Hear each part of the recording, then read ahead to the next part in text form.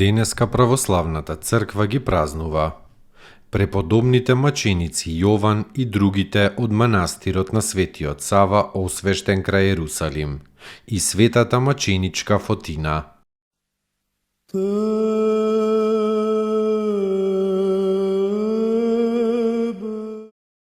Преподобните маченици Јован и другите од манастирот на Светиот Сава осветен крај Ерусалим.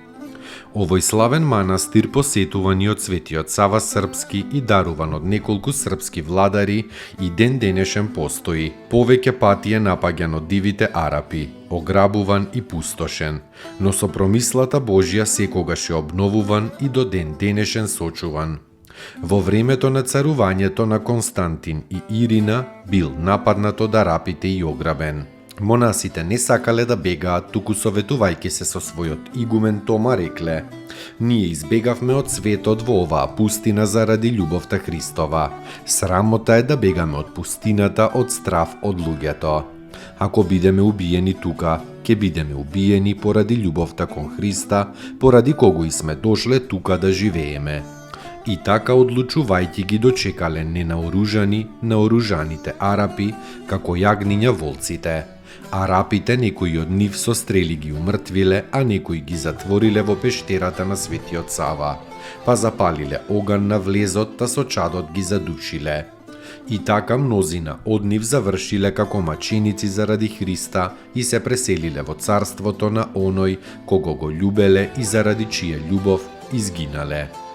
Чесно пострадале пред Великден во 796 година, во времето на царот Константин и Ирина и патриархот Ерусалимски Илија.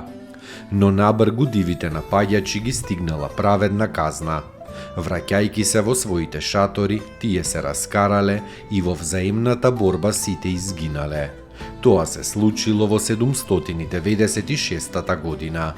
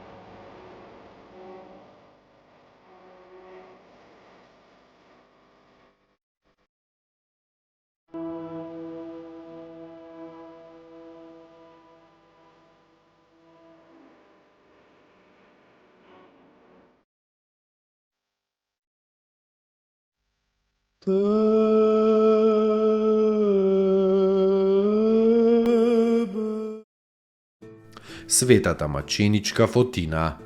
Тоа е онаа жена, самарјанката, која ја имаше таа ретка среќа да разговара со самиот Господ Христос на Јакововиот бунар кај градот Сихар.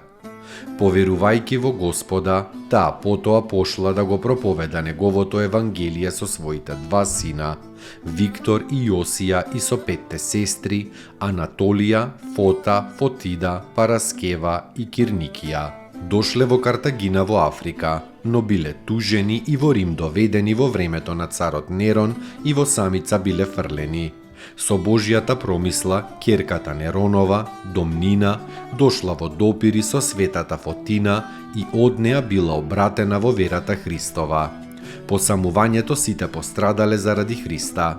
Фотина, која на бунарот првпат била осветлена со светлината на вистината, била фрлена во бунар каде што завршила и отишла во бесмртното царство Христово.